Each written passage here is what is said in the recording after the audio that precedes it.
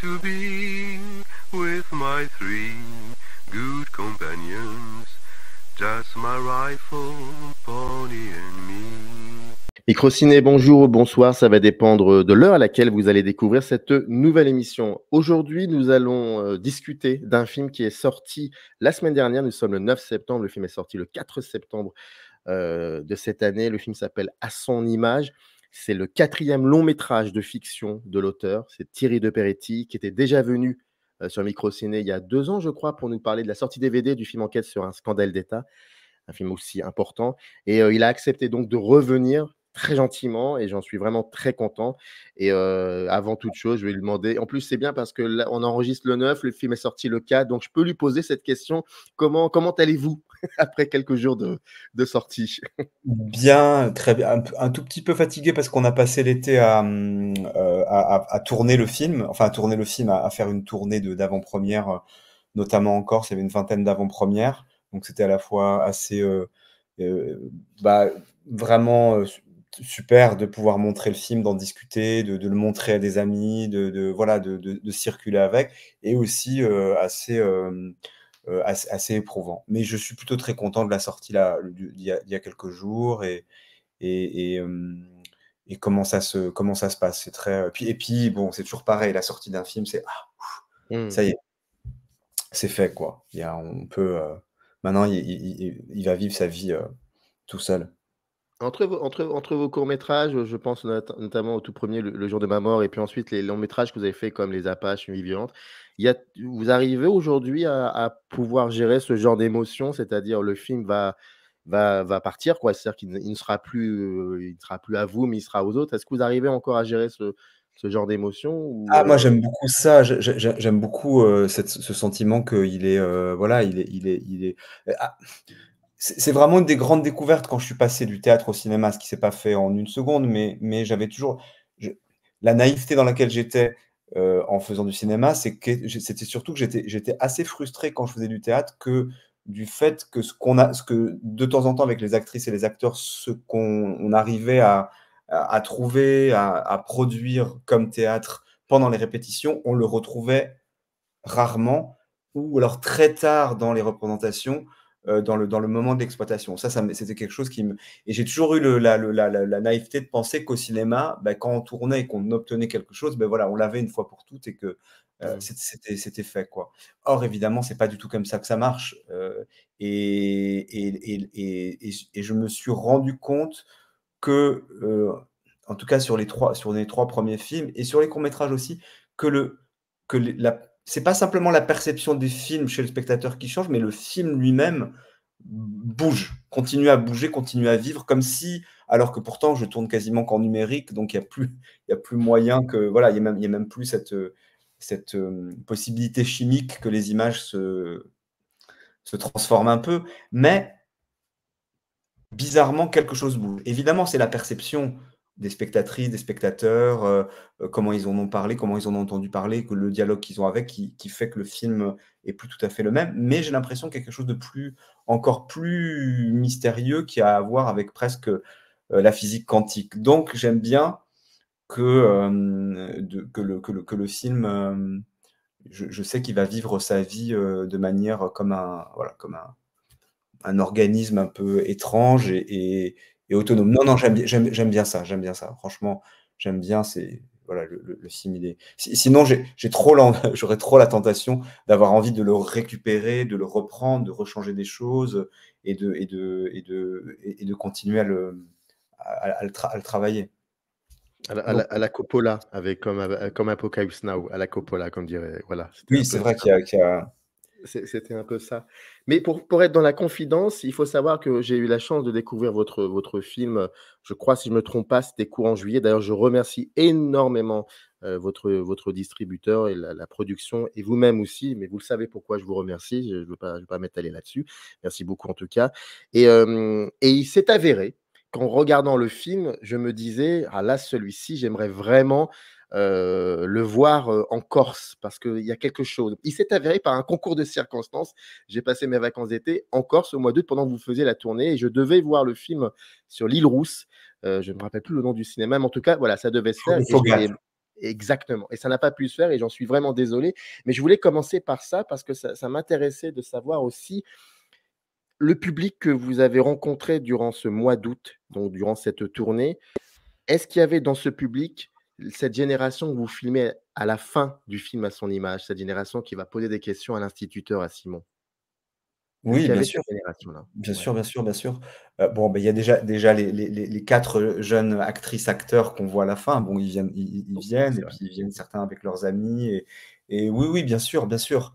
C'est la grande, pour moi, la grande satisfaction, la grande joie et à chaque fois la grande surprise de faire des films en Corse et de les montrer, de les projeter. Il y a quelque chose qui est performatif parce que beaucoup de gens viennent voir alors, tout le monde vient pas voir la même chose, hein, parce que souvent on me demande: «Ah, mais comment en Corse le film est pris?» mais je dis: «Mais il y a pas qu'une seule façon voilà». Mais il y a en tout cas une envie certainement de voir quelque chose, de reconnaître ou pas quelque chose et donc i les spectateurs, les spectatrices sont de tout horizon, de tout milieu et de toute, génération, quoi et après, c'est marrant parce qu'après quand le film passe, ailleurs, sur le continent, par exemple, finalement, il retombe sur ses pieds de film d'auteur. J'aime pas moi non plus trop cette appellation, mais Ouais.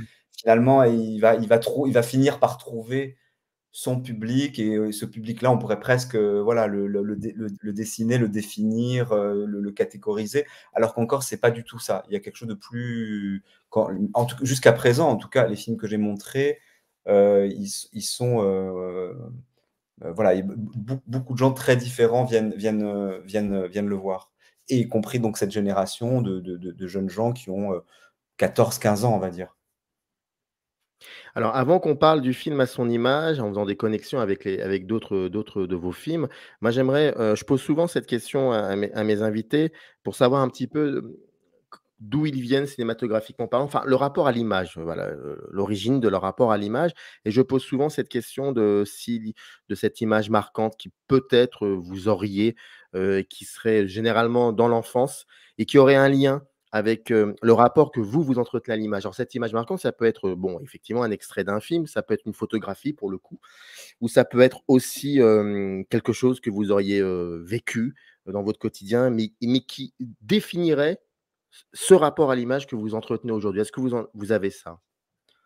Heu, alors c'est ouais, ça me demande d'aller farfouiller un peu et je vais essayer de répondre, de manière un peu, instantanée comme ça, quitte à vous dire après qu'on ait terminé l'émission: «Ah mais c'est non, c'est pas ça, je j'aurais dû dire». Il y a plusieurs choses, il y a effectivement des images de cinéma, d'images de films d'animation de Walt Disney. Je pense à Blanche-Neige, tout ce qu'il y avait. C'est marrant en fait parce que j'ai l'impression que ce sont que des images assez empreintes d'une forme d'inquiétude. Je réfléchis en parlant Mmh. Blanche-Neige et la sorcière et je me souviens surtout du chasseur qui va tuer la biche, voilà, qui m'avait complètement, et finalement qui ne la tue pas. Enfin non, il tue la biche pour pas tuer Blanche-Neige. Il Il lui y avait un retire le truc cœur, comme je ça qui crois. m'avait, voilà, je comprenais pas trop voilà, en y réfléchissant, c'est quelque chose qui me marque.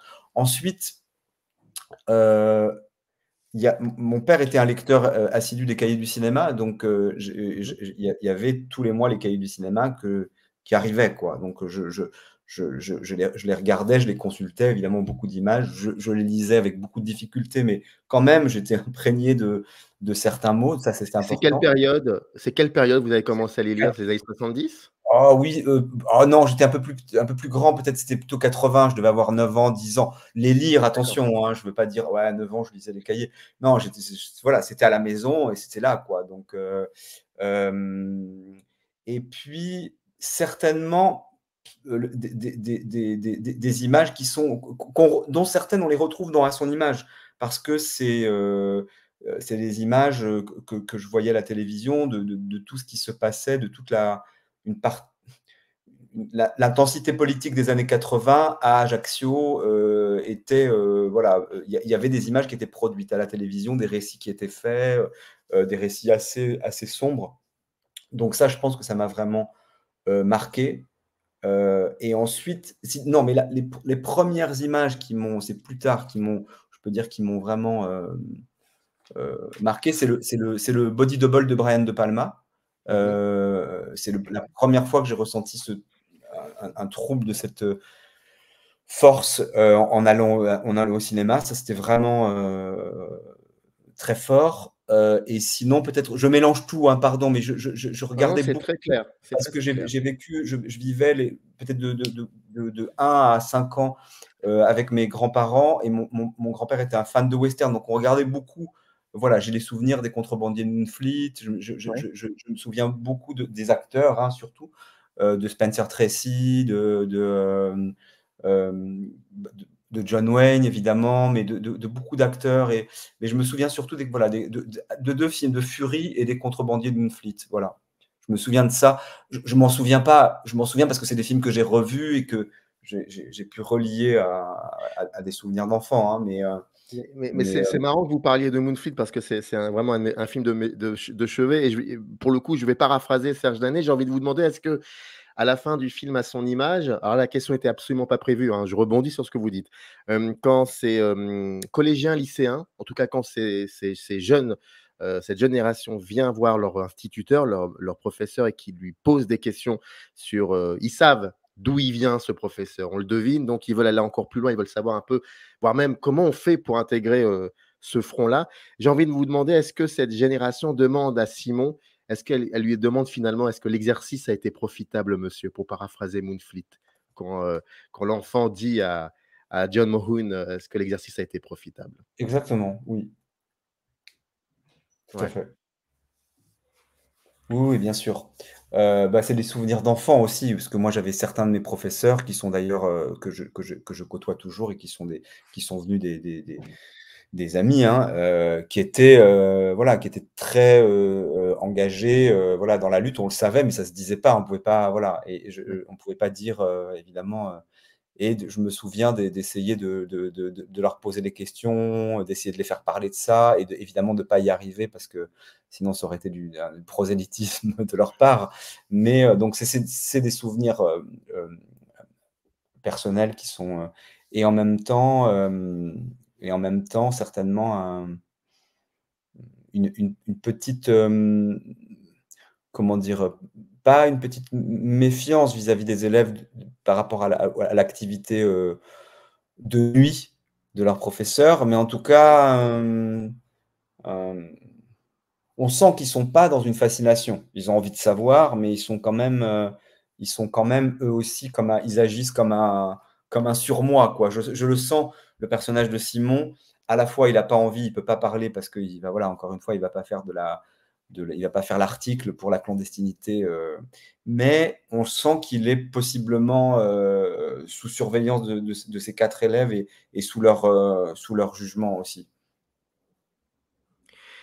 Vous évoquez certains films, certains genres cinématographiques, voire même aussi la critique de cinéma via les cahiers du cinéma, même si vous disiez que voilà, ça vous survoliez, il y avait des images, mais quand même, ça lisait des choses. Il y a des mots qui certainement ont été retenus, voire même des noms d'auteurs même. Et puis il y a la télévision. Ça, c'est très important, la télévision. Pour moi, une de mes images marquantes, par exemple, c'est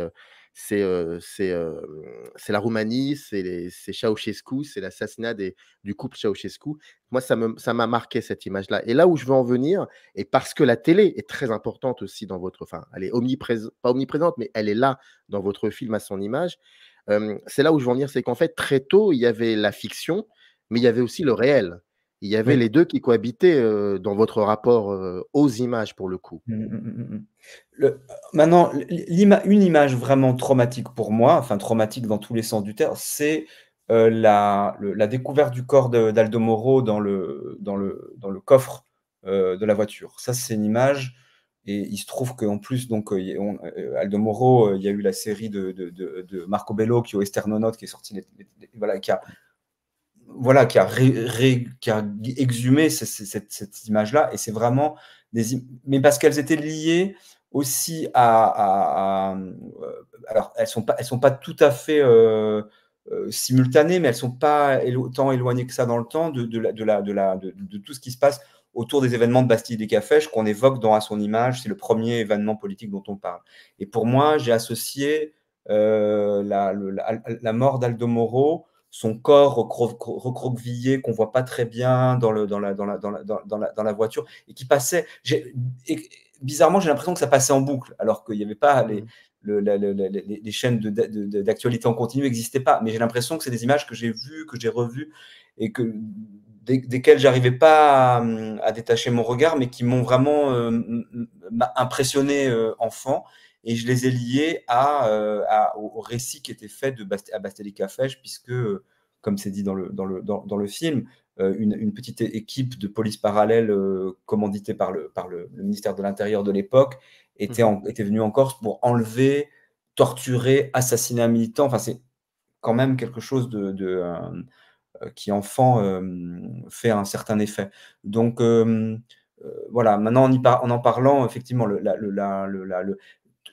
pas simplement le moment où on retrouve le corps d'Aldo Moro, mais tout ce qui a précédé, évidemment. Parce que c'était construit comme un film de suspense, quoi. Il a disparu, il envoie des lettres, est-ce qu'on le retrouve, est-ce qu'on le retrouve pas, il va s'en sortir, pas s'en sortir, bam, on le retrouve, la brutalité avec laquelle voilà, cette voiture abandonnée dans la rue, finalement on le retrouve, il est mort. Enfin, tout ça, effectivement, je pense, c'est quelque chose dont je me rappelle très bien. Vous qui avez beaucoup travaillé sur l'image d'air au théâtre, j'ai vu ça dans pas mal de reportages où on vous voit et puis il y a aussi le cinéma, et là je pose la question aux cinéastes, aux dramaturges, mais aussi aux spectateurs parce que vous permettez de parler d'Esterno Norte qui est vraiment une série, je conseille vivement de la regarder, elle est magnifique. Il y avait déjà eu un film, hein, il avait fait Buongiorno Notte, Exactement, oui, un long oui. métrage. Mais vous, en tant que spectateur, cinéaste et dramaturge et acteur, qu'est-ce que vous pensez de cette manière qu'a Bellocchio à un moment de jouer avec l'histoire? Je ne vais pas rentrer dans les détails parce que c'est dommage de dire un peu. Il y a deux, trois petites choses qui se passent dans la série qui ne sont pas forcément vraies, mais c'est intéressant. Et qu'est-ce que vous en avez pensé de ça? Parce que c'est quelque chose qui pourrait aussi se traduire, par exemple, dans un son image où vous alternez des images que vous faites et des images d'archives de la télévision, même parfois. Alors ça, j'aimerais vraiment que vous me renseigniez parce que hier, dans une émission, j'avais dit que j'avais cru voir un extrait d'une vie violente dans un son image. Est-ce que c'est vrai ou pas? Oui, oui, oui. Ah Oui, bah oui, il y voilà. a un plan. C'est un seul plan. Ouais, Oui, ouais. parce que je l'ai cité quand même. C'est un plan où il y a Cédric Alessandre et Théo Frémigage, qui sont des deux acteurs d'une vie violente, qui sont enfermés dans une chambre et il y a les volets sont fermés, ils sont armés, la menace vient de l'extérieur.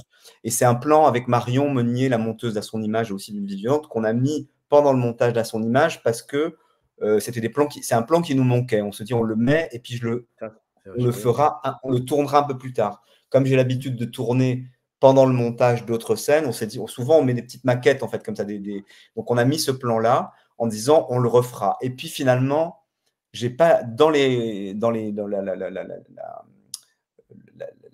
salve de séquences qu'on a retournées 6 mois après le gros du tournage d'À son image, j'ai pas eu le temps de faire cette séquence que je voulais faire avec le personnage de Pascal. C'était censé être dans l'hôtel Bastelica Fesch.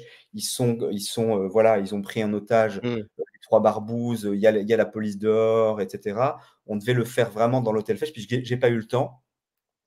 Et donc, on s'en est passé, mais ça manquait. Donc, on s'est dit, bon, on le garde. Donc, c'était pas une auto-citation, c'était pas une coquetterie non plus, mais on s'est dit, bon, ben, c'est quand même beau, et c'est aussi deux acteurs qui sont, en plus de ça, des amis. Et je me suis dit, bon, ben, ça fait, voilà, donc c'est un plan très court, hein, c'est vraiment dans les images d'archives de Bastelica Fesch, on voit Théo qui se tourne du côté de la caméra, il est armé, il regarde par la persienne, et voilà, c'est juste ce plan-là. Mais c'est intéressant de comment comment vous attrapez ou comment vous captez, la grande histoire à travers, des images de la télévision, des images que vous fabriquez vous-même et de voir des images même, pour des raisons, purement de montage, que vous avez déjà faites. Je trouve ça intéressant ces 3 formes de rythme que vous essayez de faire coexister pour capter un moment historique très important de la Corse et du film aussi. Et qui renvoie à ce que fait Bellocchio à sa manière dans la série où il se permet quelque chose. Oui, oui, tout à fait. Alors après, on essaye avec l'équipe avec laquelle je tourne, que ce soit José Déhay qui fait la photographie du film, Marion Meunier et Lila Desilles qui font le montage. On essaie que ce soit le moins comme ça plaqué ou théorique possible. On travaille avec ça, quoi. On travaille avec des images d'archives, on travaille avec des images qu'on a et on essaie on essaye des choses, quoi. On se confronte avec ça, on les fait s'entrechoquer. Ça marche pas, quelque chose. Mais tout n'est pas prémédité. Ce qui est prémédité, c'est les outils avec lesquels on va travailler. Avant de commencer à travailler, on se dit, on prend ça, on passe des images d'archives. Bon, là, en l'occurrence, un plan d'une vie violente. On prend, voilà, et qu'est-ce qu'on fait avec ces images-là? On photographie, mais comment? Est-ce qu'on utilise des photographies, mais comment on va les utiliser? Est-ce que les images d'archives, on les utilise telles quelles? Lesquelles on utilise? Comment on s'y prend? Mais c'est aussi tout le chemin, parce que c'est toujours ça qui, moi, me passionne, c'est le chemin qu'on fait pour arriver là. Parce que pour obtenir des images d'archives, c'est très compliqué. C'est très compliqué parce que France 3 Corse, qui a filmé Bastelica Fesch, n'a pas de vocation patrimoniale. Donc, elle n'a pas ces images-là. Et déjà, ils ont mis 1 mois et demi à me dire qu'ils n'avaient pas ces images-là. Donc, il a fallu les trouver quelque part. On les trouve sur YouTube, mais elles sont dans une qualité vraiment très mauvaise. Donc, on est passé par Inamedia Pro. Inamedia Pro, ça prend une vie pour obtenir les images. Pardon, mais pour Inamedia Pro, mais c'est la vérité. Et donc, tout ça, ça fait qu'on a le temps de se dire, est-ce qu'on les utilise? Est-ce qu'on les utilise? Et une fois qu'on les a, j'avais très envie de les maltraiter, ces images, ou de les retraiter. Donc, on les a passées dans des logiciels d'intelligence artificielle, parce que j'étais aussi marqué par le Get Back de Peter Jackson. Ça m'avait vraiment fait un effet fou. Ouais. L'utilisation de toutes les rushs Je suis entièrement d'accord avec vous. Ça m'a fait vraiment quelque chose, et qui n'était pas simplement un truc de renouveau des images, c'était vraiment une chose à la fois sur la jeunesse des Beatles, sur beaucoup, voilà, ça remettait en question mes représentations. Et je me suis dit, ces images-là, Bastelica Fesch, qui sont tellement Bastelica Fesch, le double homicide de la prison d'Ajaccio, la sortie des prisonniers, tout ça, c'est des images en Corse qu'on a vues beaucoup. Beaucoup de personnes en Corse les connaissent, ces images-là. Donc, est-ce qu'on les réutilise telles quelles? Est-ce qu'on les retravaille un peu plastiquement? Est-ce qu'on les rajeunit? Qu'est-ce qu'on en fait? Il faut tester des choses. Donc, on les a passées par un logiciel d'intelligence artificielle, même si ce n'est pas si probant que ça, parce que la source est trop mauvaise, en fait. La source est tellement dégradée que j'ai pas... Mais elles sont un tout petit peu étranges. Elles ont une étrangeté, les visages sont un peu transformés, ils sont spectraux un peu plus. Il y a quelque chose, je ne sais pas comment c'est. Voilà. Et donc, on travaille avec ça. C'est pas avant de les tourner, on se dit on va les utiliser tels quels, on les met là. C'est le montage aussi qui amène à les façonner d'une certaine façon. Et le travail de Marco Bello, il m'a fasciné à la fois, enfin, ça m'a interrogé sur Le Traître et sur Esternonautes. Et je me suis posé la question pourquoi il avait tardé autant à faire ça. Alors, Esternonautes, c'est un film, c'est une série de, enfin, c'est presque un film découpé en 6, je sais pas, mais il le fait sans doute au moment où il a la liberté, où il a les moyens pour le faire, ses moyens à la fois d'artiste et la capacité financière pour le faire comme ça. Et on sent effectivement, l'enlèvement, la mort d'Aldo Moro, bon, mais je me suis posé cette question-là. Pourquoi il avait attendu autant pour s'emparer du maxi-procès de la mafia, par exemple, qui est le sujet, un des sujets du Traître. Je suis très aussi fasciné par sa capacité à reconstituer à l'identique le procès. J'avais pas vu qu'il y a des pans du procès qui reproduit les mots de manière, voilà, c'est vraiment du verbatim. Et je me suis dit, vous parlez du Traître, là, on est bien d'accord. Je parlais du Traître, voilà, pardon. Ouais. Mais aussi de certaines séquences d'Esternonautes. Comment il dialogue avec ça. Ça m'interroge, voilà. D'ailleurs, pardon, je vous interromps, juste dire que certaines séquences du procès dans Le Traître se trouvent dans YouTube. Hein. On peut faire Oui, oui. la comparaison, c'est Oui, fascinant, oui, c'est oui, oui. impressionnant. Oui, oui, Ouais. c'est ça, c'est ça que je voulais dire. Mais je m'en suis aperçu assez tard. Je me dis: «Ah d'accord, il a vraiment, et pareil, c'est des images, voilà, qui ont circulé beaucoup, Mmh. en dehors d'Italie, mais évidemment en Italie, beaucoup, voilà, et comment il les réinvestit, comment parce que là, ça a à voir avec l'interprétation. Il y a quelque chose d'assez théâtral d'ailleurs. C'est comme s'il prenait un texte et qu'il le redonnait à des actrices et des acteurs en disant: «Voilà, on va jouer à partir de ce matériau-là». Il s'agit vraiment d'interprétation et non pas de tout créer, de toutes pièces. Et voilà. Et ça m'intéresse beaucoup. Ce geste-là Mmh. me plaît, et je pourrais avoir envie de faire de tester ce genre de dispositif narratif à l'avenir sur tel ou tel récit, hein, pas sur n'importe quoi, mais ça m'intéresse beaucoup. Ouais. Alors la Mais question que je encore me une posais fois, c'est le oui? temps qui met. Je m'interroge sur pourquoi ne pas l'avoir fait tout de suite, ou plus tôt. Pourquoi aussi tard? Est-ce que c'est l'éloignement est-ce que le danger est plus loin? Est-ce que c'est moins risqué? Est-ce que voilà, faudra lui poser Oui, mais la j'ai question. envie de vous retourner la même question. Alors attention, hein, ça ne veut pas dire pour autant que, j'essaie de ça signifie, une espèce de redondance sur le fait de encore voir un film sur, l'histoire corse. C'est pas du tout ça. Mais je vous retourne la question, pourquoi entre 2017, Une vie violente et aujourd'hui, vous avez attendu peut-être autant de temps pour renouer avec cette histoire-là? Est-ce qu'il y a eu le texte, littéraire de Ferrari qui, a été un prétexte? S'il n'y avait pas eu ce texte-là, est-ce que quand même il y aurait eu un film qui se serait vous serez revenu sur cette histoire-là avec un autre film? Je crois pas. Enfin, je crois pas. Alors autant de temps, c'est parce qu'il s'est fait enfin à son image, c'est construit, c'est écrit avec Jeanne Aptekman, on l'a écrit, presque de manière simultanée avec le film précédent, Enquête sur un scandale d'État. Et puis, D'accord. Enquête sur un scandale d'État était déjà avancé, donc il y a eu la tentation à un moment donné de dire: «Bon, non, on met Enquête sur un de côté, et on travaille sur À son image». Puis bon, pour des raisons voilà, d'avancer du travail, de production, et cetera, on a fait. Mais moi, je suis très je suis très lent, alors, enfin, je suis très lent. Je suis pas très lent, mais je mets beaucoup de temps à construire les films, tout ça, donc mais je pense, s'il n'y avait pas eu le roman de Jérôme Ferrari, je crois pas. J'ai toujours enfin, c'est comme ça que je fonctionne jusqu'à présent. J'ai pas fait 1000 films, hein, j'en ai fait 4, donc peut-être que je changerai.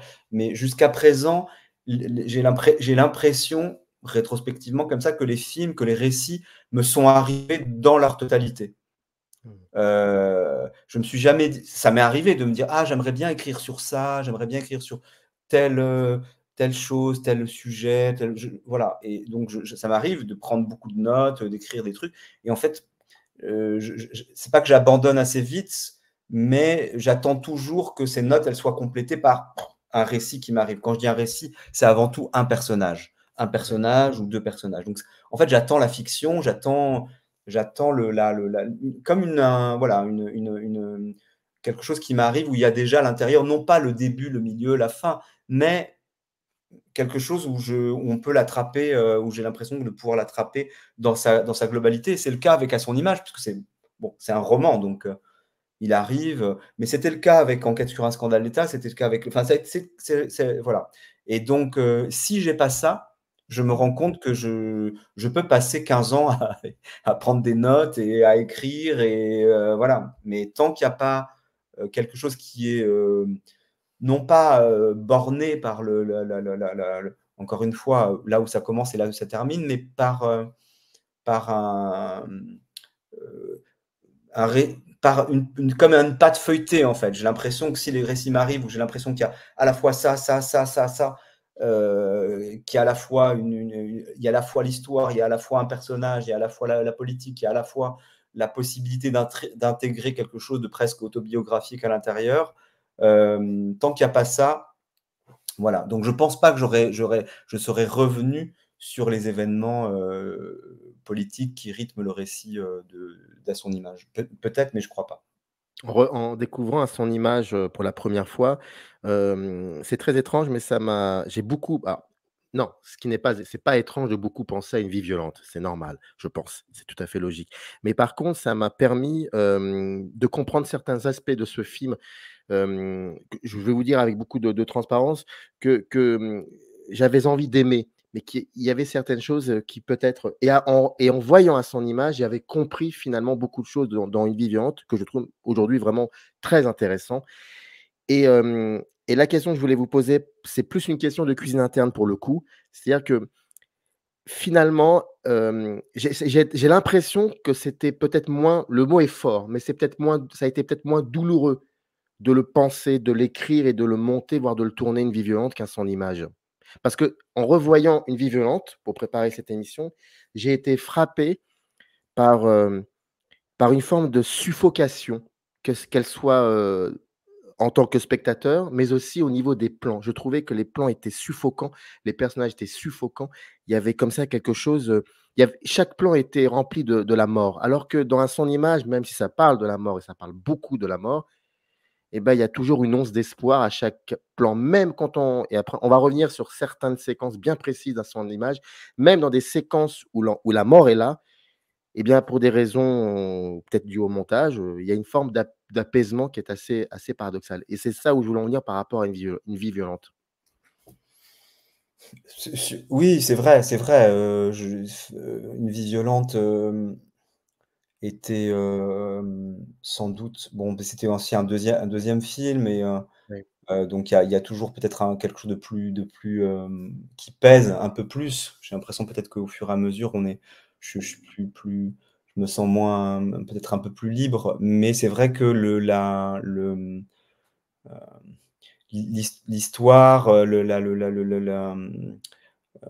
connectée enfin, à quoi est connectée Une vie violente dans la réalité était plus ça s'était passé il y a moins de temps, que les événements de Son Image avec, aujourd'hui. Mmh.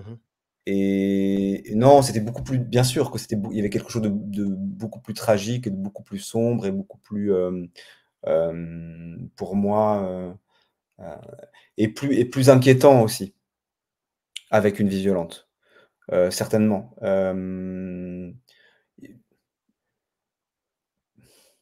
C'est vrai qu'il y avait comme aussi, et c'était le cas pour peut-être un 1er court métrage. J'écoutais hier, ce que on va parler de ce que vous avez du stream d'hier, mais il y a une phrase qui m'a marqué. C'est quelqu'un qui disait que, que À Son Image, pouvait, renvoyer à un sentiment qu'on peut avoir quand on est jeune aujourd'hui, ce qui est plus mon cas, qui est le sentiment de: «Qu'est-ce que je peux faire de tout ça, quoi?» Je vois qu'il se passe beaucoup de choses, que le monde bouge, qu'il y a des choses qui m'interpellent, certaines qui me révoltent. Qu'est-ce que je peux faire?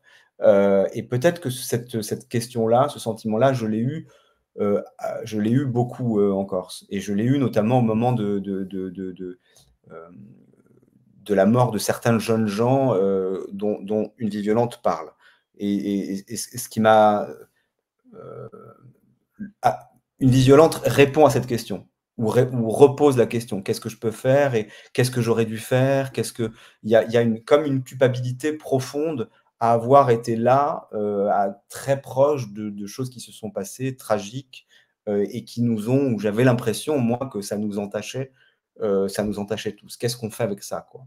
On peut pas faire comme si, ou alors, si je fais du cinéma, en tout cas, je peux pas faire comme si, je regardais, ailleurs, et que je regardais pas ça en premier lieu.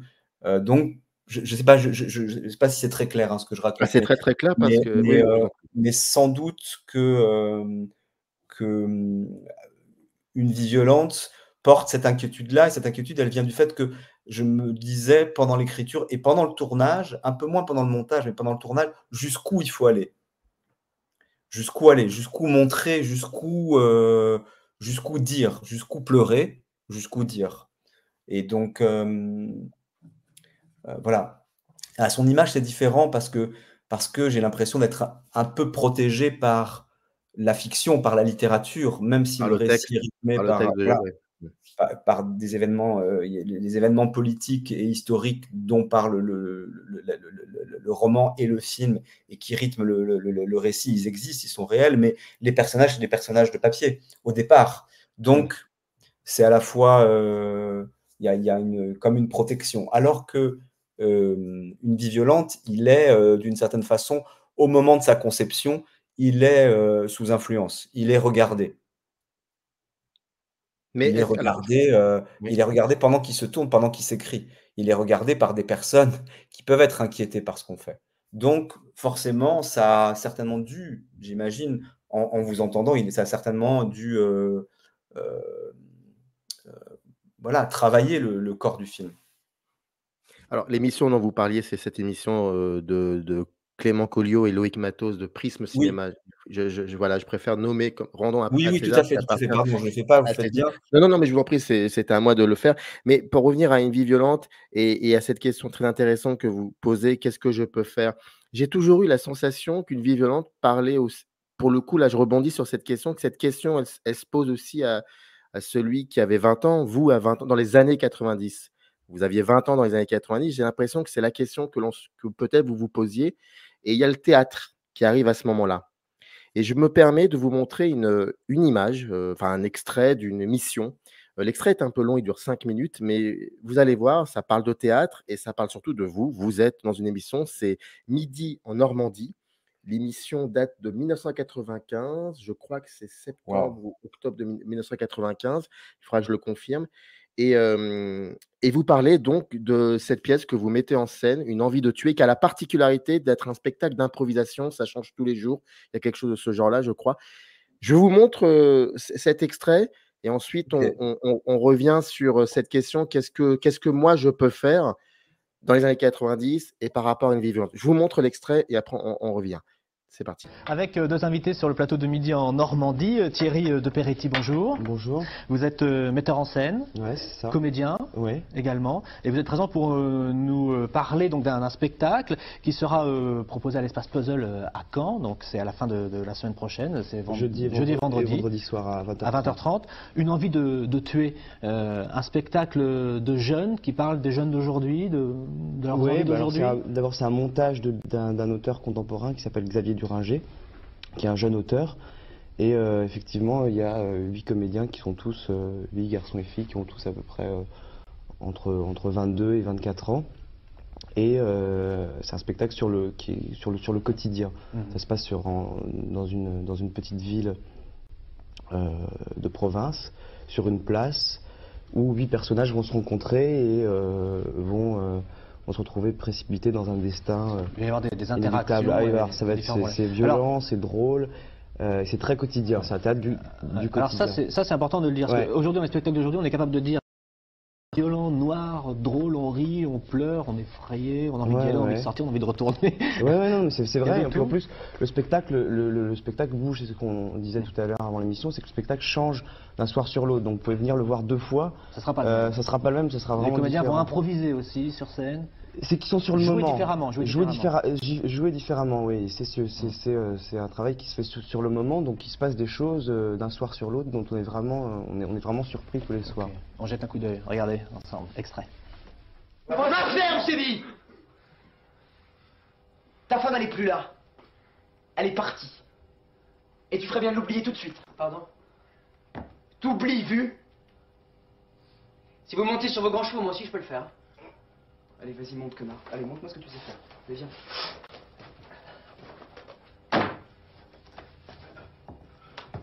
Allez, viens! Alors, bouge! Alors, qu'est-ce que tu fais là? Allez, viens! Pauvre minable! Oh, ce que tu m'as mis dans la tête en marchant de pas! On n'était pas dans la même catégorie! J'en ai marre de ces mecs genre cul-de-poule, faut que ça vole tout ça en éclats, je te jure, je suis en guerre. Ouais. J'ai pas peur de les foutre en l'air tous, je suis en guerre, mon pote, en guerre. Je vois! Bon. Prête les clés de ta voiture, oui ou non, une bonne fois pour toutes? Non, je crois pas. Tu le sens pas là qu'il suffit de rien pour que j'éclate? Je sens rien de plus que tout à l'heure. Merci. Regarde-moi bien. Il y a des choses qu'on va régler tous les deux. Qu'on va tirer au clair. Et je te jure, ça va faire mal. Faut choisir ton camp vite fait, sinon tu vas le regretter. Hein? Voilà, donc... C'est un samedi soir, donc les sentiments sont exacerbés comme ça, c'est violent. Alors en plus, c'est à l'espace puzzle à Caen, ça veut Ouais. dire que vous serez très près du, Ouais, il y a un des rapport avec gens. le public qui est vraiment intéressant. On va en prendre plein les mirettes, hein, Ouais. pour pas dire plein là. Enfin bon, d'accord, je vous présente notre invité pour vous présenter la pièce. Stéphane Guérintillet, bonjour. Bonjour. Vous le reconnaissez peut-être, regardez bien son visage, parce que vous l'avez sans doute vu dans un feuilleton, c'était La Rivière Espérance, c'est bien oui, cela. c'est ça, oui, Voilà. il n'y a pas très longtemps. Voilà, donc aujourd'hui avec cette pièce donc mise en scène par Thierry Peretti, Ouais. c'est réellement une nouvelle épreuve chaque soir? Non, c'est un vrai plaisir chaque soir, parce que c'est vrai que chaque soir c'est différent. Comme il dit, on est toujours mis en danger sur le plateau et c'est assez agréable finalement. Donc non, c'est pas une épreuve, c'est un vrai plaisir, réel plaisir. Alors ce qu'il faut signaler tout de même aux téléspectateurs qui nous regardent, c'est que vous êtes de Caen, originaire de Caen? Oui, enfin mes parents habitent effectivement à 14 km de Caen, dans un petit village qui s'appelle Bretteville-sur-Lez, donc voilà quoi. Coucou aux habitants de Bretteville-sur-Lez, Voilà. voilà qui est fait sans plus. Donc ça fait quand même beaucoup de comédiens, mise en scène qui, on va pas dire, ça change tous les soirs comme ça. Il faut recadrer avec les comédiens régulièrement. Est-ce que vous leur faites entièrement confiance? Il y a un travail, on discute, il y a un bon dialogue entre nous, on en parle, mais c'est vrai qu'on essaye de laisser la chose la plus libre possible pour effectivement être surpris tous les soirs et se dire tiens, ce soir il s'est passé quelque chose de nouveau Est-ce que ça c'est le dialogue? Est-ce que ce que l'on voit donc, dans cette pièce, c'est le dialogue d'aujourd'hui, c'est le dialogue des jeunes d'aujourd'hui? Est-ce que l'inspiration vient directement de la vie de tous les jours? Elle vient de par le texte, oui, parce que c'est des problèmes de tous les jours. Enfin, les personnages sont des personnages d'aujourd'hui, de tout de suite, et donc ils ont nos âges, donc ils sont vraiment ancrés dans les problèmes d'aujourd'hui. Mais c'est ce qui caractérise le plus, je trouve, le spectacle, c'est l'énergie et l'écoute qu'il y a entre les gens, l'énergie Et en même temps, je crois que c'est vrai que le dialogue de Xavier Duringer, même s'il est quotidien, il est au-dessus du quotidien. C'est-à-dire qu'il n'est pas simplement comme une conversation banale. C'est-à-dire qu'il a, je crois, le talent de passer au-dessus justement ce quotidien, de donner une dimension poétique, mais qui n'est pas du tout sentimentaliste, parce que c'est pas du tout le propos de la pièce, mais en même temps qui est vraiment intéressante. C'est un vrai dialoguiste, en étant en même temps un dramaturge. C'est un peu un théâtre, c'est un nouveau théâtre populaire qui est accessible à tout le monde. Il y a très peu de théâtralité, c'est très simple. Merci Voilà. Thierry de Peretti et donc Stéphane Guérintillet, c'est pour tout me dire. Merci beaucoup. Vous pourrez aller voir cette pièce donc à l'espace puzzle, c'est à Caen. Le titre complet exactement c'est Une envie de tuer sur le bout de la langue. Alors quand on a quelque chose sur le bout de la langue, en général ça vient jamais. Est-ce que là ça va venir dans la pièce? Allez voir pour le savoir, c'est jeudi et vendredi.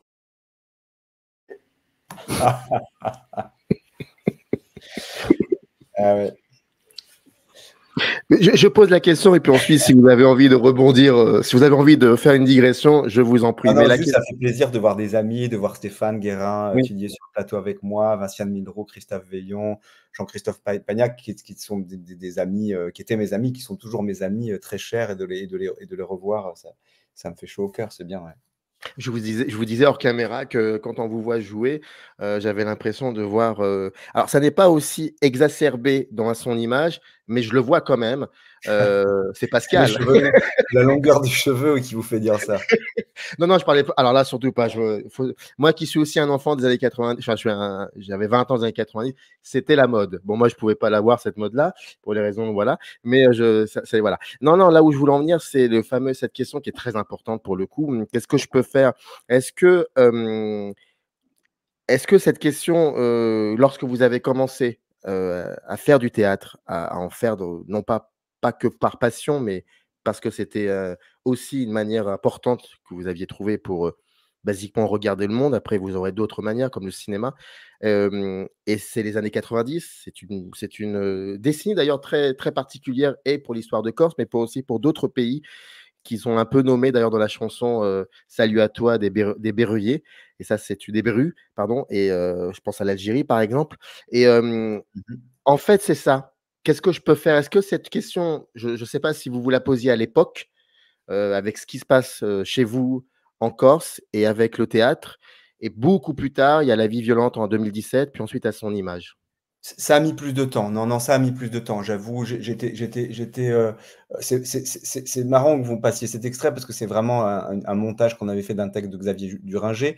Mais les textes que je montais à l'époque c'était vraiment des textes où la question de la langue était au centre, quoi, beaucoup plus que ce texte de Duringer où c'était un peu une commande.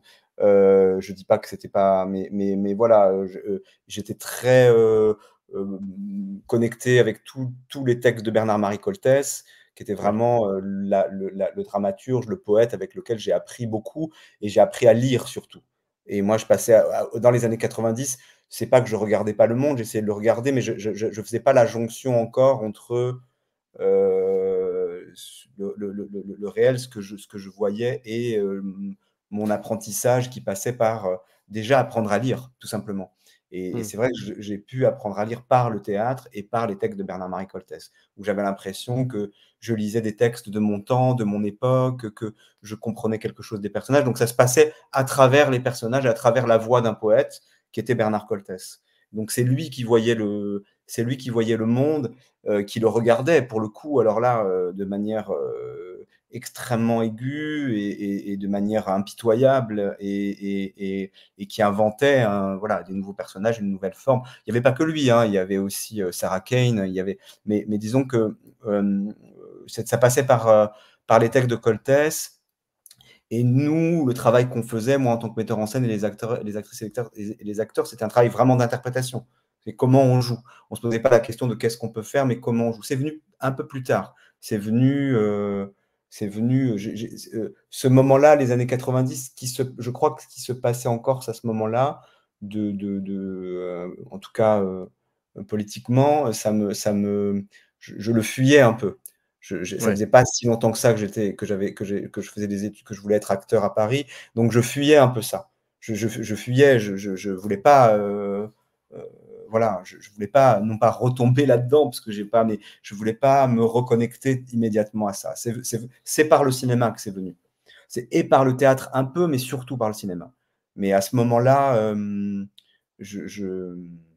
et y compris même le cinéma que je regarde dans ces années-là, que je regarde ou qui me touche, c'est pas le cinéma certainement le plus assoiffé de réel, même si voilà, les années 90 étaient peut-être moins fortes à cet endroit-là, mais Est-ce que vous regardiez ce qu'on a appelé le jeune cinéma français, vous savez, le oui, film, bien les sûr. Pechin, tout ça? Mais bien Oui. sûr, je regardais, je pensais, voilà, j'étais exactement en train de, je pensais quelque chose, et enfin, je pensais l'inverse de ce que j'étais en train de dire. C'est vrai que je me souviens, dans les années 90, je me souviens des Patriotes d'Éric Rochant qui m'avaient beaucoup marqué, et je me souviens des 2 premiers films d'Arnaud Desplechin, enfin des 3 premiers films, La vie des morts, La Sentinelle, et Comment je me suis disputé, qui était vraiment, alors là, pour le coup, très connecté avec une histoire, voilà, une histoire européenne, une histoire vraiment française, mais une histoire européenne. Et ça m'avait vraiment. C'est des films qui m'avaient marqué, où j'avais l'impression que voilà, c'est ce qui se passait en France dans le cinéma à ce moment-là. Il n'y avait pas que ça, mais c'est ces films-là qui m'avaient interpellé, ouais. Moi, je peux comprendre par rapport aux années 90, quand vous dites l'idée de fuir un peu aussi la Corse pour plein de raisons, et d'aller donc ailleurs. Est-ce qu'il y a cette idée d'aller ailleurs pour voir si vous y êtes vraiment ailleurs? Oui, oui, oui, bien sûr. Il y a l'idée en tout cas, l'idée certainement, comme beaucoup de jeunes gens, quoi, l'idée de se réinventer, en tout cas, d'être autrement, sûrement. Je suis encore remué par l'extrait que je viens voir. Vraiment, pardon, Alors, hein. je vais vous poser une autre question peut-être un peu plus simple par rapport au cinéma, parce qu'à un moment, voilà, vous allez faire des films, et vous commencez à faire des films beaucoup plus tard. Est-ce que, alors, je suis désolé si c'est interprété comme de la psychologie de bazar, mais ça m'intéresse, le rapport à l'image et le rapport aux images manquantes. Est-ce qu'il y a l'envie de faire vos propres films, de fabriquer donc vos propres images? Parce que peut-être que ces années 90 qui vous ont permis de faire ce que vous souhaitiez au niveau du théâtre et pas forcément au niveau de l'acting, mais vous avez aussi dirigé, vous avez fait de la mise en scène. Il y a aussi peut-être des choses liées à votre histoire personnelle, qui est la Corse, que vous ne voulez peut-être pas voir. Et le fait, à l'aube de l'an 2000, pas forcément un regret, mais de retrouver des images peut-être manquantes de cette période-là, pour voir un peu.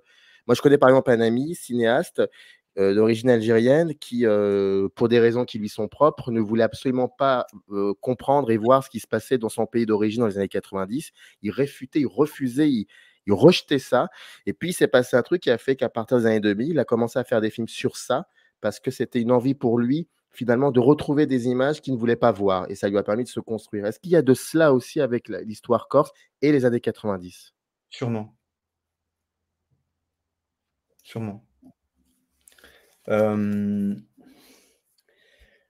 C'est vrai que quand je nous vois parler de faire du théâtre et tout, j'ai envie de me dire, mais j'ai envie de dire comme le rédacteur en chef d'Antonia dans son image lui dit, mais vas-y, reviens là, et regarde ce qu'il y a autour de toi. C'est ça qu'il faut regarder, c'est ça qu'il faut tenter d'écrire, c'est ça qu'il faut tenter de documenter. Fais ça, quoi. Perds pas de temps à faire des pièces qui se passent sur un bal du village à Caen.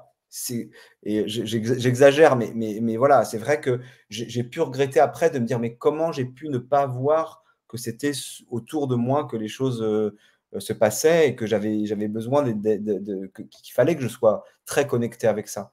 Mais bon, voilà, ça s'est fait un peu plus tard. Mais aussi, c'est aussi un long apprentissage. C'est l'apprentissage du cinéma, qui est un apprentissage d'autodidacte, hein, de regarder des films qui, tout d'un coup, m'ont ouvert les yeux là-dessus. J'en parle souvent, mais je parle souvent de la nouvelle vague taïwanaise, d'Aossienne, d'Edouard Yang, et puis de Tsami Liang aussi, dans une autre mesure. Mais c'est en découvrant ces films-là, pas que les leurs, mais ces films-là où je me suis dit, ah, mais d'accord, enfin, eux regardent, ils regardent de cette façon-là, à cet endroit-là, aussi proche d'eux. Ah, donc peut-être qu'on peut le faire. On n'atteindra jamais ces sommets, mais je veux dire, au moins, on peut, il faut le faire. Peut-être que ça m'a enlevé certains films, certains cinéastes, et puis des gens que j'ai rencontrés aussi, ça m'a enlevé la honte de ça. La honte de raconter ce qu'on est. Pas uniquement en tant que, voilà, de manière autobiographique, raconter juste ma petite histoire, mais voilà, en tant que peuple, en tant que, voilà, ça m'a enlevé, la honte, c'est peut-être un peu fort, mais ça m'a donné des autorisations, voilà. Et surtout, j'avais l'impression qu'il fallait regarder là où ça n'avait pas été regardé. Et là où ça n'a pas été regardé, c'est là où on est soi-même. Et c'est pour ça qu'Antonia, dans le film, décide d'aller en Yougoslavie pour aller voir ce qui se passe aussi là-bas, pour aller prendre des images, et qu'elle s'aperçoit finalement que… Alors, il y a plusieurs personnes, j'ai entendu plusieurs interprétations, et elles sont toutes intéressantes, mais est-ce que sincèrement, ce qu'elle va voir là-bas, finalement, est-ce qu'elle ne l'a pas déjà vu?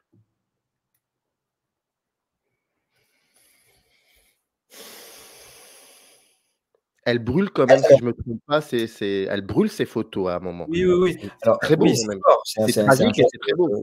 C'est un geste quasiment, pour moi, c'est presque un geste de sorcellerie, quoi. C'est Oui. plus que… Mais disons que il faudrait lui demander, c'est ça, j'aime bien des personnages où je ne peux pas répondre pour eux complètement. Il faudrait vraiment pouvoir lui poser la question. Après, c'est un personnage de fiction, donc elle va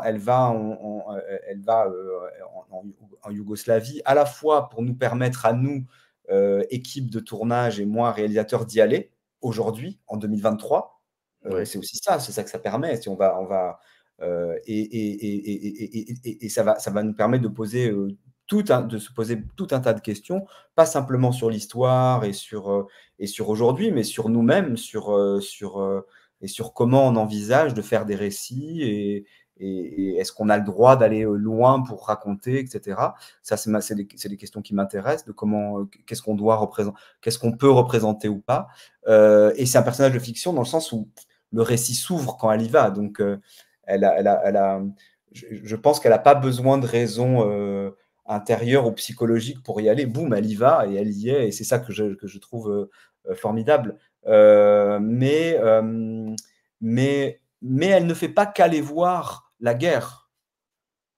Dans le sens, et là où vous avez raison, c'est que ce qu'elle va voir possiblement de violent ou deviné, des crimes de guerre, etc., évidemment que ça fait un effet de miroir grossissant pour elle par rapport à à la situation qu'elle a quittée en Corse. Enfin, mais elle ne fait pas que ça. Elle va dans certains cafés, elle va écouter de la musique, elle va discuter avec des jeunes gens, en l'occurrence Yalitza, que joue Victor Dubois, une jeune femme de son âge, qui tout d'un coup réfléchit le monde autrement qu'elle. C'est toute cette expérience-là qu'elle va faire en se déplaçant. C'est pas simplement aller, elle va voir la guerre, mais elle va, c'est autre chose, quoi. Elle va se connecter avec d'autres choses. Il y a avec des gens qui travaillent, avec l'expérience de la drogue à la fin, parce que finalement, c'est que ça.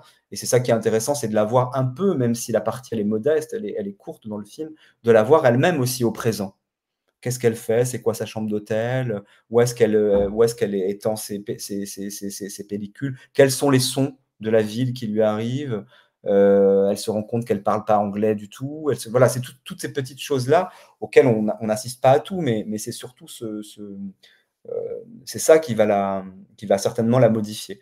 Et que l'expérience de la guerre, certainement, vous avez raison, elle sera je pense, possiblement traumatique, on ne le voit pas, mais décevante aussi, parce que finalement, c'est la même chose dont il est question, quoi. C'est les mêmes crimes, à une échelle plus grande, mais c'est les mêmes crimes, quoi. C'est la même violence, c'est les mêmes crimes. Est-ce que le film épouse à partir de ce moment-là, non, il y avait oui, si, non, alors avant de poser ça, il y avait aussi autre chose. Au tout début du film, alors je ne spoil pas parce que c'est le début du film, puis c'est dit dans la bande annonce, donc vraiment si on n'a pas vu ça, c'est qu'on n'a pas et puis dans le personnage principal, Antonia, est dans sa voiture et il fait jour, il doit être certainement début de journée, il fait très, très beau, elle est sur une route et puis elle roule, on voit qu'elle est à un moment un peu fatiguée, elle ferme les yeux plusieurs fois et puis d'un seul coup, au lieu de prendre le virage, elle va tout droit et la voiture tombe dans le ravin et elle meurt. Et c'est pas anodin l'idée d'aller tout droit. Alors après, est-ce que c'est un suicide ou non? Je sais pas, peu importe, mais elle va tout droit, elle prend pas ce virage, elle va tout droit.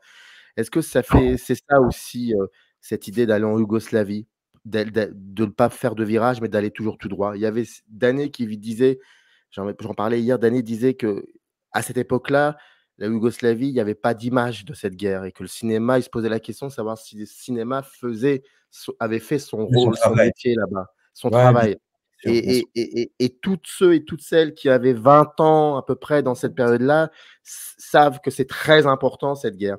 Et je ne pense pas que si vous aviez 25 ans et que vous aviez adapté le roman de Jérôme Ferrari, je ne sais pas si ça aurait été quelque chose d'important. Non, donc c'est vraiment une guerre. C'est important à ce moment-là, c'est vrai que c'était important. Ouais. Et pareil, il y avait cette histoire de honte, de dire, mais alors, mec, parce qu'il y avait des images quand même qui parvenaient, mais un peu plus tard, peut-être au moment de la guerre et des atrocités et des crimes commis en Bosnie, là, il commençait vraiment à avoir des images et on était saisis de dire, mais alors qu'est-ce qu'on fait? On est jeune. Moi, je me disais, je suis jeune acteur, mais qu'est-ce que je fais là? Je fais quoi? Je monte des textes de Duringer? Tout respect eu égard, mais je veux dire, qu'est-ce qu'on fait, quoi? Évidemment, rien, j'allais pas. Bon, il y a des gens qui sont partis, qui sont allés voir, qui sont allés. Mais c'est vrai que c'était quand même. Et il y avait parallèlement l'Algérie. Il y avait parallèlement la décennie noire algérienne, qui était. Moi j'avais tourné j'avais joué dans un téléfilm en tant qu'acteur, vraiment au début voilà, au moment où le tournage était terminé, je suis rentré en France. 3 jours après, il y avait l'attentat à l'aéroport d'Alger qui marque d'une certaine façon le début de ce qui va suivre et qui était vraiment voilà stupéfiant, quoi,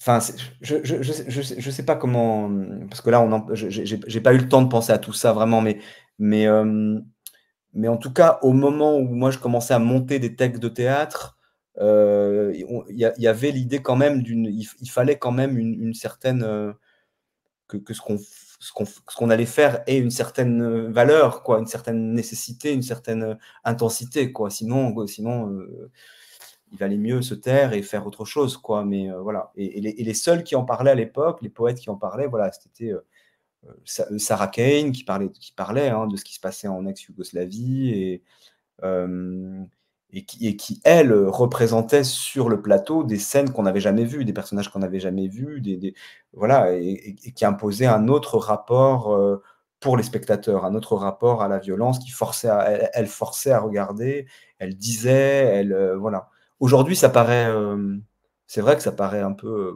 oui, bon, bah, mais c'est vrai que c'était totalement inédit, à l'époque qu'il y ait des dramaturges qui se saisissent de ce qui se passait directement à quelques centaines de kilomètres de nous et qui nous engageaient, quoi, et qui nous engageaient alors qu'on faisait pas grand-chose, quoi. Dans le film À son image, Antonia a un parrain qui lui a offert son appareil photo, le problème. Et vous jouez le rôle du parrain. Est-ce Oui. que dès le début, vous vouliez le jouer ce rôle? Non. Non, non, non, non, non. Ah, c'est dommage, ça me pourrit ma deuxième question, mais c'est pas Ah grave. je suis désolé. Non, au début, c'était alors, je m'étais posé la question, c'est Julia Lyon, c'est pas que elle, mais disons qui fait le casting de mes films, qui avait cette idée-là depuis un moment, et on en parlait, hein, c'est pareil, parce que c'est toujours pareil, on voit les films, une fois ils sont terminés, on a l'impression qu'on les a pensés en une seule fois, et alors que c'est vraiment des longs, des retours en arrière, des additions, beaucoup de choses. Donc, c'est une conversation qui a été menée à la fois avec Julie, mais aussi avec José Dehay, avec Rachel Raoult, avec Barbara Canal, les personnes avec lesquelles je travaille. Je voulais pas que ce soit qu'il y ait une trop grande, enfin que ce soit trop signifiant, quoi. Le metteur en scène joue le prêtre, qui est en plus celui qui a donné la première fois l'appareil photo avec lequel Antonia va développer sa réflexion, son insatisfaction, tout ça. Je voulais pas que ça. Donc j'hésitais. Et puis, et je voulais surtout qu'il y ait deux prêtres en fait, parce qu'à un moment donné, le scénario épousait un peu plus la structure du roman. Et il y avait la partie avec Joseph, donc son oncle, au moment où il reçoit l'appel. Voilà. Et qui est un jeune homme déluré qui passe son temps à jouer aux cartes dans les cabarets d'Ajaccio et qui n'est pas du tout connecté à la spiritualité. Et voilà. Et donc, et ça, c'était Jean qui devait le jouer, Jean-Michel Angeli, qui joue le rôle de Stéphane dans Une vie violente. Et je m'étais dit, bon, ben, s'il y a les deux prêtres, je jouerai le plus vieux et on fera tous les deux. Il y avait quelque chose qui, dans l'idée d'une troupe que je trouvais réjouissante, quoi, que lui soit là et que moi j'y sois et que tous les deux on passe le relais à Antonia, à l'actrice qui allait jouer Antonia d'une façon différente. Mais j'ai beaucoup hésité, voilà, j'ai beaucoup hésité. Et heureusement, j'ai été aussi accompagné par Antonia Bourrezi qui joue ma sœur dans le film et la mère de Antonia, le personnage, parce qu'elle voilà, elle était comme le troisième œil, comme on dit, et pendant que je tournais, elle m'accompagnait, elle me dirigeait, voilà. Mais voilà, faire cette expérience-là avec la troupe de jeunes acteurs, de jeunes actrices, ça me plaisait d'être avec eux, de partager un peu de cette histoire avec eux. Eh ben, c'est un hasard parce que je sais que toutes les personnes à qui je parlais de votre film, très souvent, je parlais d'une séquence en particulier qui est pour moi est assez bouleversante. C'est quand même, il faut quand même le souligner. Et je suis désolé, j'ai pas envie de vous mettre mal à l'aise, mais c'est quand même, ça reste un film très émouvant et on peut en sortir très ému de ce film. Et je sais de quoi je parle. Je referme la parenthèse. Mais il y a cette séquence dès le début du film, pratiquement, c'est lorsqu'on vous voit dans cette chambre avec le corps d'Antonia et vous êtes, je crois que c'est le deuxième plan après que vous ayez salué les parents. Je crois qu'on a l'impression que vous êtes tout seul avec elle. Et c'est un plan très beau, très simple, parce que c'est ce que je disais souvent, c'est que j'ai plus l'impression de voir le personnage, mais j'ai plutôt l'impression de voir donc l'acteur, le cinéaste, qui en quelques secondes, en quelques souffles, juste fait exister une bonne fois pour toutes cette génération. Peut-être pas votre génération, vous êtes vous êtes né en 70, peut-être celle qui est née dans les années 60, celle d'Antonia. Et je trouve que ça dit aussi beaucoup, peut-être, je dis bien peut-être, de ce que vous attendez du cinéma depuis que vous faites Les Apaches. De faire exister sans rendre pour autant hommage, parce que vous êtes aussi critique sur certains aspects. Et le film le dit très bien. Mais c'est ce petit moment-là qui fait exister ce personnage. Et en plus de cela, ensuite, vous entendez la cloche qui sonne. Donc, ça veut dire qu'il faut aller travailler, il faut aller faire votre messe. On vous voit donc dans cette église. Et puis, vous quittez l'église par la gauche. Et à ce moment-là, on voit Et c'est pour ça que je trouve que vous ne coupez pas dans votre montage, vous êtes dans la continuité. On voit ensuite le flashback, c'est-à-dire on voit Antonia pour la première fois qui sort de cette maison et qui va vers la lumière. Et c'est magnifique. Voilà, j'ai pas besoin de poser de questions. C'est important de dire aussi quand c'est beau. Et c'est très beau. Et ce moment où vous, pas lui rendez hommage, mais vraiment vous la faites exister, eh bien, il y a ce moment où vous la faites exister et puis vous utilisez la lumière aussi pour la faire exister. J'ai envie de vous dire, alors à ce moment-là, si je devais vous poser une question, comment on fait ça? Je me souviens d'un jour, un critique avait posé une question à un cinéaste en disant: «Mais comment on fait ça?» Donc j'ai envie de vous comment on fait ça? Sur le non, mais ça me je suis très heureux si vous avez lu les choses, vu les choses de cette façon. Sur ce plan-là, du réveil, effectivement, il y a quelque chose de effectivement, il faut aller au travail, il est 6 heures du matin, il faut que je prépare la messe et cetera. Elle est là. Il y avait ce jour-là, dans le tournage, une émotion très forte, évidemment. C'était vraiment la toute fin du tournage, donc de voir Clara Marie, l'actrice, comme ça, enfin, vous voyez, il y a ça produit déjà en direct quelque chose de et puis il y a peut-être que vous parlez de 2 plans, celui-là et le plan de la Même de 3 plans, je vous parle. Le plan oui, de de la 3 de l'é de 3 plans, oui. C'est ça. mais disons celui-là et celui où Antonia, réapparaît, ressuscite d'une certaine façon, c'est les 2, c'est des plans qui ont certainement, m'ont donné confiance pour retirer toute la messe. Parce qu'on a tourné toute la messe. D'accord, OK. Elle était de la tournée, c'est vraiment une homélie, ça durait 50 minutes, enfin vraiment, c'était vraiment une vraie messe en temps réel, bien pénible et bien éprouvante, c'était un deuil parce qu'il y avait tout le village, tous les habitants de Bastelica, qui est mon village, tout le monde était là, tout le monde y a mis beaucoup, beaucoup de choses et bon, et cette séquence est partie à cause d'un raccord, et ce raccord, c'est au moment où effectivement le prêtre sort du plan, à gauche, gauche cadre, et le plan Mmh. suivant, c'est elle qui rentre, C'est ça. voilà, qui rentre droite cadre et qui est comme, voilà, je me suis dit: «Ah, c'est beau», parce que j'ai l'impression qu'elle ressuscite sans tambour, sans rien, sans l'annoncer. Elle arrive du plan, elle est dans la lumière et je me suis dit: «Bon, beh, ce raccord-là, il» c'est un peu pompeux de dire ça, mais il incarne le mystère de la foi d'une certaine façon. Mmh. Et le plan où vous indiquez où je me réveille, et il y a quelque chose de cet ordre-là que je me disais en montant, je me disais: «Ah voilà, quelque chose s'est passé». Je dors un peu, je suis réveillé par les cloches, il faut aller au travail. Elle est toujours là, mais quelque chose s'est passé. Elle est passée ailleurs. Visiblement, elle est passée ailleurs, elle est passée ou dans 3 raccords plus loin, on va voir où elle est passée, mais disons qu'il y a le mystère a eu lieu, voilà, la transe, je sais pas comment, mais quelque chose s'est passé. J'ai l'impression que, comme que c'est un plan qui est assez peu, pathos en fait, il est pas et il est très, très, voilà, c'est assez simple, assez modeste comme ça, mais il y a quelque chose entre le plan précédent, c'est presque un raccord dans l'axe, effectivement, où la famille est dans la chambre à veiller, et celui où je me retrouve seul. On imagine qu'il a prié certainement toute la nuit, que les autres sont allés se reposer, se coucher ou Mmh. prendre des cachets pour calmer Ouais. leur douleur.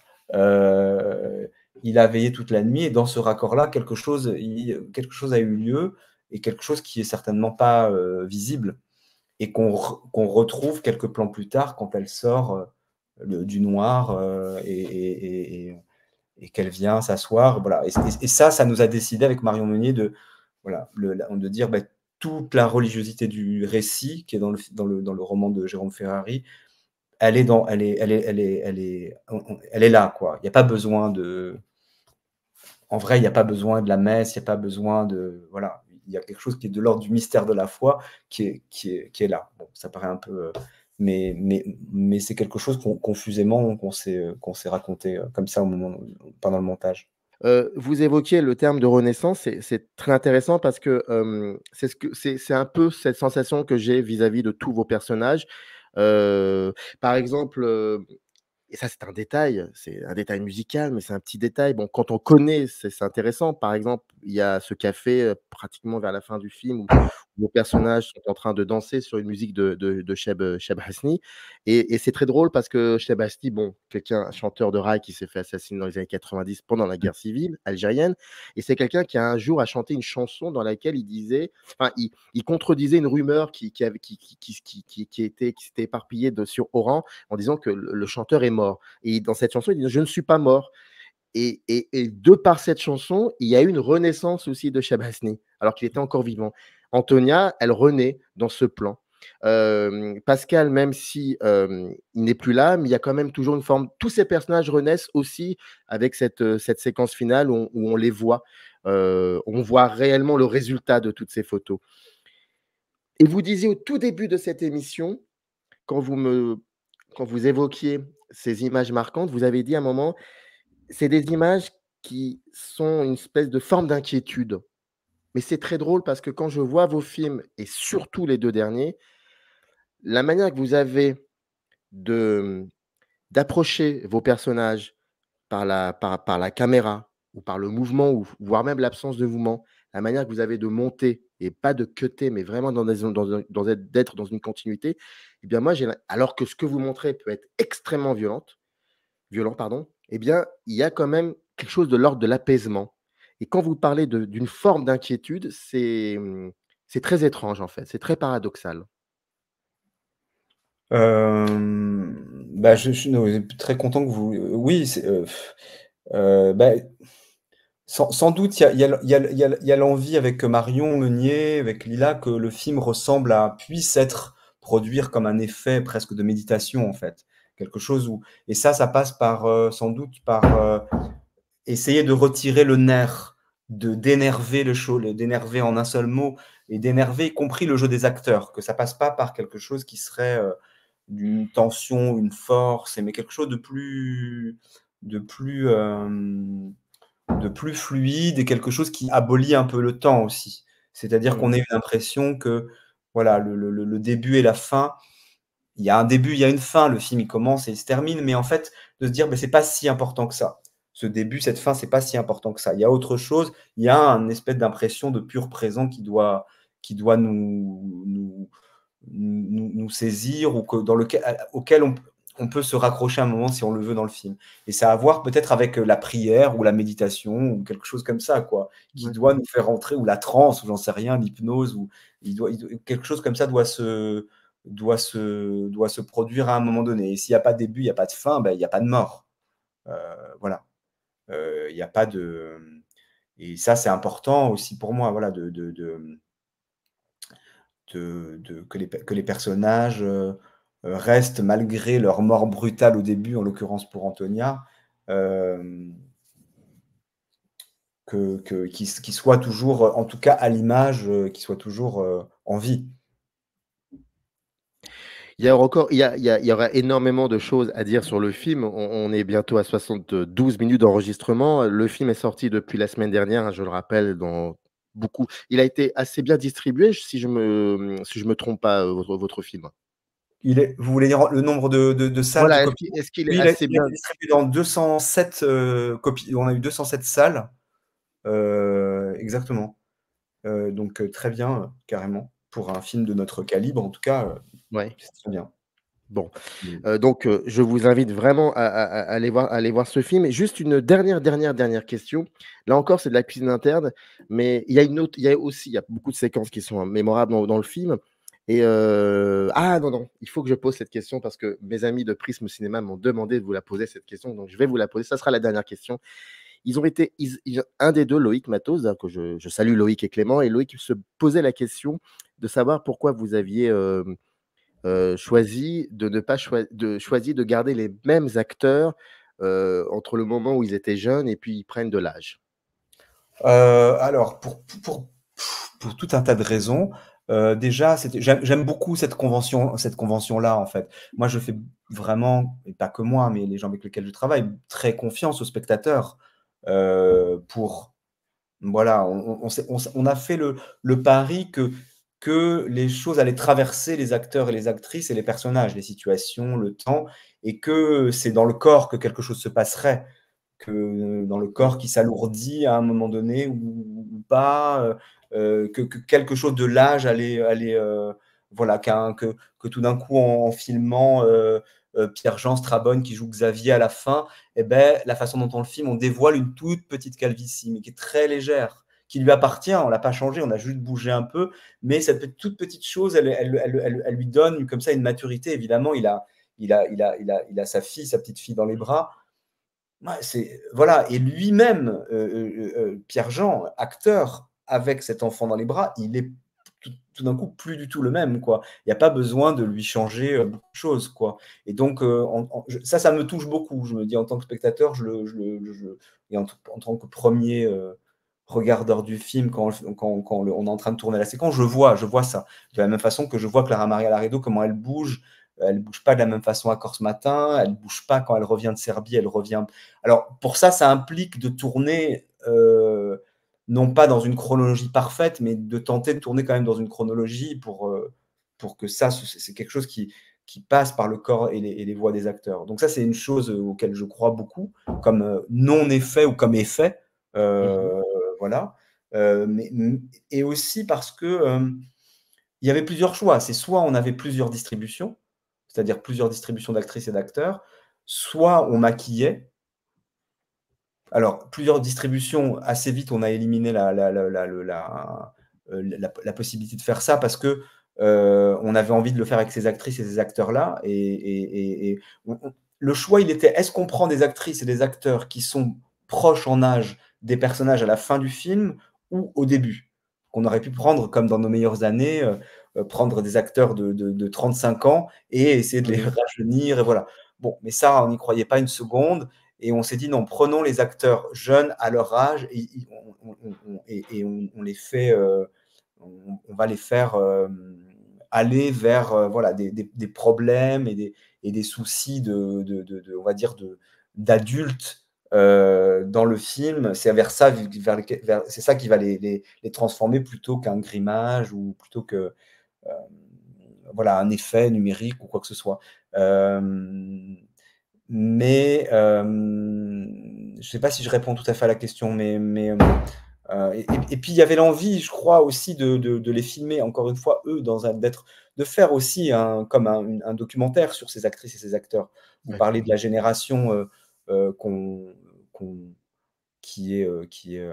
fait revivre à travers le film, une génération qui n'est pas la mienne, mais celle d'avant. Mais il y a aussi, pour ce faire, il faut filmer des jeunes gens là, aujourd'hui, tels qu'ils sont, quoi. Enfin, un moment où... Et pas... on n'essaie pas de faire croire que, aussi. On n'essaie pas de faire croire que, voilà, maintenant, ils ont 31 ans et que, voilà. Mais j'ai l'impression, on fait confiance aux spectateurs et au cinéma pour que, tout d'un coup... quelque chose, les faits numériques se projettent mentalement sur leur visage et sur leur corps par les spectateurs.